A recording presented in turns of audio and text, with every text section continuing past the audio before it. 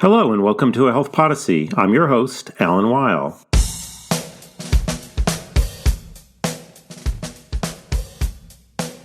More than 1.3 million Americans reside in nursing homes. Over the course of the 20th century, nursing homes evolved from being primarily associated with charitable organizations to most being owned by for-profit companies. More recent trends have included the growing role of nursing home chains, and then most recently, the entrance of private equity firms and real estate investment trusts, or REITs, as owners or investors. With research revealing that profit-oriented ownership structures can yield a lower quality of care, the Biden administration announced various reforms designed to increase nursing home ownership transparency and accountability. Are current approaches to understanding nursing home ownership sufficient to achieve accountability for quality? That's the topic of today's episode of A Health Podyssey. I'm here with Amanda Chen, a PhD candidate in health policy at Harvard University. Ms. Chen and co-authors published a paper in the March 2024 issue of Health Affairs examining nursing home ownership data recently released by the Centers for Medicare and Medicaid Services, or CMS. They found significant gaps in the completeness and the timeliness of the data. We'll discuss these shortcomings and what to do about them in today's episode. Ms. Chen, welcome to the program. Hi, Alan. Thank you for having me. It's great to have you as a guest today, and this is such an important topic. Let's start with just some of the basics for our listeners. Give us a sense of who runs nursing homes, who owns them, how's that changed in recent years? Just set the stage a little bit for the research that you published with us. Sure. So as you briefly highlighted, in the U.S., there are roughly 15,000 nursing homes who provide care for about 1.3 million nursing home residents. Of these 15,000 nursing homes, about 70% are for-profit, followed by nonprofit ownership, and then a small share of nursing homes are owned by the government. Historically, there has been a lot of attention around nursing home ownership because there are concerns that for-profit nursing homes in particular might have differences in their operation structure and their incentives to maximize profit. For example, there's prior literature identifying an association between for-profit nursing homes and lower quality of nursing home care, particularly with higher reported hospitalization rates and lower ratings of the care experience reported by nursing home residents and their family members. So we have reason to be attentive to the question of ownership. Then comes in private equity and REITs, things that we're hearing a lot about in healthcare, maybe not so much in the context of nursing homes. So say a little bit about what these financial instruments are, what their presence is in the nursing home environment. Yeah, exactly. So the nursing home ownership landscape has become much more complex these days with the growth of private equity, or PE, and real estate investment trust, or REIT investments. So PE refers to firms who are focused on venture capital and leverage buyouts, whereas REITs or corporations which invest in income-producing properties, such as the property that the nursing home sits on. Recent reporting has assessed that about 5% of nursing homes have PE investment, 9% of nursing homes have REIT investments, and then 2% have investments by both. I think it's important to understand the role of PE and REIT investments in nursing homes because nursing homes with these types of investments might operate differently from other for-profit nursing homes. This may be because some of these investments usually involve short time horizons for holding the investment, so there might be increased turnover or changes in ownership experience. These are also investments by entities which historically don't have much experience providing nursing home care, so there might be concerns about the quality of care being delivered due to their inexperience. Additionally, institutional investors may utilize related party transactions where they pay inflated prices to providers of services or supplies that are owned or controlled by the nursing home owner as a mechanism to obscure profits. So this is really interesting. I just want to make sure I understand what you've said, because these are different dimensions, all that seem like they could potentially be important. So one, of course, is the idea of just extracting profit. Any profit-making entity presumably wants to make money, but the time horizon for venture capital can be short in a way that would lead to the question of sort of how do we suck as much out of this enterprise as possible in as short a time as possible, and then presumably just leave it behind for someone else to clean up the mess. And I suppose that's related in part to the third item you mentioned around relationships with related parties, that there's sort of not entirely transparent financial relationships that can be used to do that.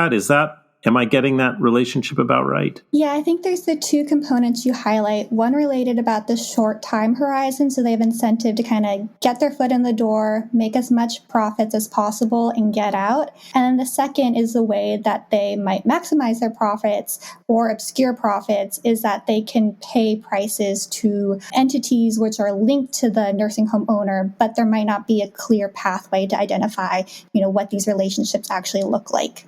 And then you mentioned another very different issue, which is the lack of experience. And this seems very important as well, that if you view this basically as a financial enterprise rather than a place where human beings live, and then your whole approach to the endeavor may just be lacking some basic understanding. Certainly the nursing home model has evolved. I don't mean the ownership model. I mean the care model has evolved over years as our understanding of how to provide dignity and a dignified environment for people to live in has changed. I suppose someone jumping in saying, this looks like a great money-making opportunity might have just no awareness of any of that. Yeah, exactly. As you highlighted, I think the nursing home population is one which tends to be vulnerable with multiple cognitive impairments. They tend to be older and frail.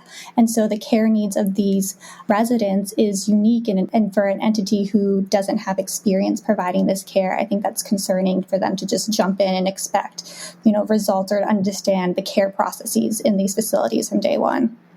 So it's fair to say, I think, based on what you're describing, that although the dominance of for-profit has been around for some decades, the emergence of PE and REIT investment is an additional layer of potential concern and need for consideration. So we have these new reforms put out that your paper focuses on. Can you say a little bit about what they were trying to do?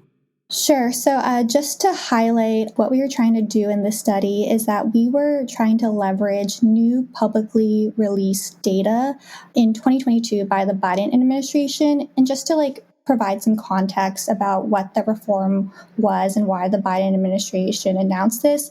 So efforts to improve the transparency and accountability of nursing homes have existed for decades. There have been public-facing efforts like CMS's Nursing Home Care Compare report cards and the 5-star rating system, where nursing homes are rated from 1 to 5 stars to provide easy metrics to gauge nursing home quality. There was also a component of the Affordable Care Act, which established requirements for the disclosure of additional information regarding owners, operators, and the management of nursing home. But this provision wasn't fully implemented until over a decade later in January of this year. So given this context, in 2022, the Biden administration announced a series of reforms to address the quality of care in nursing homes. Their goal was to understand changes in the size of nursing home change, assess what the ownership structure of these nursing homes, such as whether these nursing homes have individual or multiple owners, and assess the impact of nursing home ownership on market concentration. So these plans included the release of new data on changes of ownership, individual and organizational owners, and common ownership.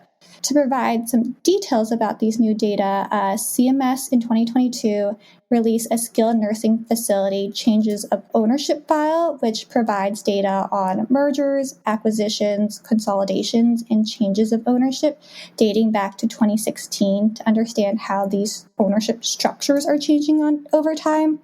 This data is based on information collected through PACOS, which is the Provider Enrollment Chain and Ownership System, which all Medicare certified facilities are required to submit on enrollment for revalidation or if there are any changes, such as a change of ownership. They also released a corresponding owners file, which included the name of the owner, type of owner, so whether that was an individual or organization, and the role of the owner and their ownership share. And then lastly, there was a third set of data which focused on common ownership using affiliated entities, which in simplistic terms involves having one organizational owner or entity with an ownership interest in at least one other nursing home. There is a slight distinction between this definition of affiliated entities and defining a chain that I do want to highlight. So, for example, a 10% investment in multiple nursing homes would be captured as a common investor, or in CMS's terms, an affiliated entity, but these facilities themselves might be part of different chains. In addition, Nursing Home Care Compare has been updated to include the affiliated entity name and ID to allow for comparisons across different performance measures. So you can see now how facilities are associated with the affiliated entity, how many states they operate in, what share of the facilities are for-profit, and star ratings information, which I think is an important step forward. So in the study, we leverage all of these newly released ownership data to assess the completeness of CMS's public data. We look at, well, are they able to capture PE and REIT investments? We make comparisons between affiliated entities and chains, and then we assess the completeness of the ownership shares reported. Okay, so we have these new data coming out from the federal government designed to capture some of the phenomena that we've been discussing so far around. It's a mouthful, but it's who owns what and what their status is and how the different enterprises are related to each other. You brought up the issue of chains, which is another sort of emerging practice in nursing homes. And the idea here is the more we know about who owns what, the easier it is for us to start asking the question, are they providing the kind of quality environment and the quality care that we would expect? So you need good data on ownership if you're going to have accountability around ownership. And the question then is, how good are the data that came out? And we will answer that question after we take a short break.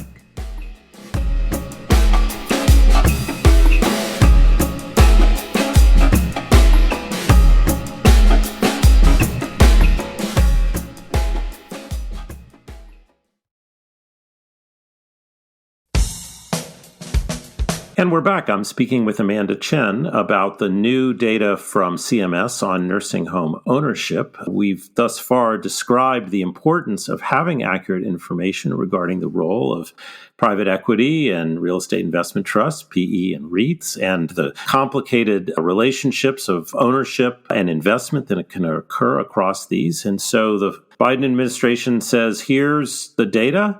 You looked at it and found some challenges. Tell us what you found. Let's start with sort of how comprehensive it was. Did they capture what it is we feel like we need to know? Sure. So on the topic of the completeness and comprehensiveness of the data, we use data which has been leveraged in a few other previous studies looking into this issue of nursing home ownership. We used a proprietary data source, which included information of the investors and the date of investment, which relied on public announcements of PE and REIT investments. When we did this, there were a couple things that jumped out to us. When we looked to see how many of these changes of ownership could be matched to what was reported in our proprietary data source to CMS's skilled nursing facility change of ownership data, we found that between 2016 and 2023, we found that only 33% of PE investments and 17% of REIT investments were included in CMS's change of ownership file. So there seems to be some gaps in terms of what the public data is currently able to capture.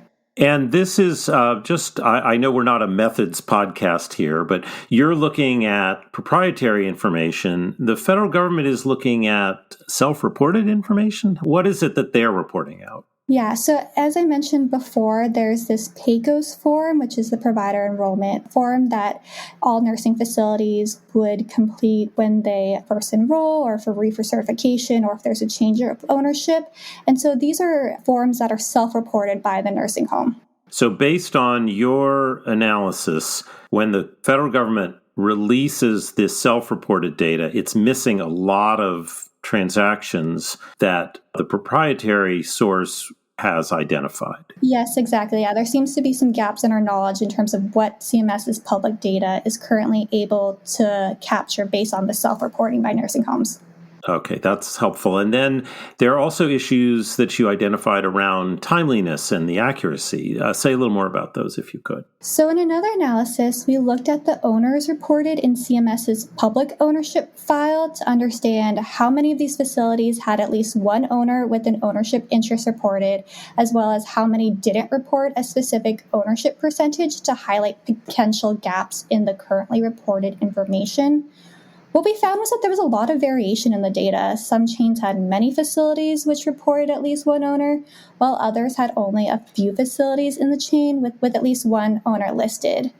Overall, we found that ownership percentages were missing in the CMS data for about 82% of owners in the top 10 largest chains and 55% of owners across all U.S. facilities. So there's actually less known about the specific ownership shares for owners that are part of these larger chains. I think this is in part due to the current reporting process. So while the information CMS requires to be collected in these PAYGOS forms is based on having at least a 5% reporting ownership, they don't capture those who might have less than 5% of an ownership stake, and it's really difficult to accurately figure out who might have a 10% investment versus an 85% investment in the facility, and these might matter to better understand which entity is influencing the decision-making in the nursing home. So I think it's important to comprehensively list investors to understand, what is their role in the facility? Do they have a direct ownership interest, so they're owning the nursing home directly? Do they have an indirect ownership where they might have an ownership interest in an organization who then owns the nursing home? Or do they own other aspects of the facility, such as, the property or the operations of the nursing home? And then finally, we identified some instances of common owners that went bankrupt, were acquired, and then rebranded. But these updates weren't yet reflected in CMS's data when we conducted the analysis for this study. So ensuring the accuracy and the timeliness and being able to keep up with these cycles of branding and restructuring deals is really important to understand the underlying ownership structure and who is ultimately responsible for the care in these nursing homes. So, to be fair, whenever we start collecting data, we find out that, whoa, there's a lot we're missing here. And it takes a while for those who provide the data to get good at compiling what's needed. It takes a while for the government or anyone else collecting data to figure out, wait a minute, we thought we were going to get this, but we got that instead. Still, when I read your paper and listen to your description, there's a lot to be desired. If the goal here is to really understand these ownership relationships in order to promote accountability, it sounds like what the government is reporting out is missing a lot. So my question to you is, assuming an environment of continuous improvement, acknowledging that you don't always get it right the first time, what guidance would you give back to CMS at this point to say, okay, you weren't quite there, maybe these are some things that would make it a little better?